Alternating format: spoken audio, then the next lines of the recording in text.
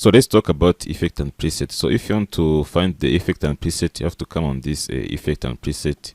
You can find it here. There's many presets you can use in After Effects. So if you don't see this box, this After Effects effect and preset, you have to come on this window and find effect and preset. If you click on the effect and preset, you'll find it. So I'll remove this effect and preset. Let me keep it back. So you can see you have different animation preset, background, behavior, image, creative, shapes,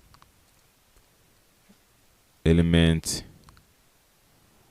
So this is all the different preset and effects we're going to be using in After Effects in this course. So we will use this effect and preset a lot, so I'm not going to show you how to use it right now, but in other videos you'll learn how to use this effect and preset a lot, because you cannot learn it in one day. This effect and preset, there's many things you can add, like colors, color correction, or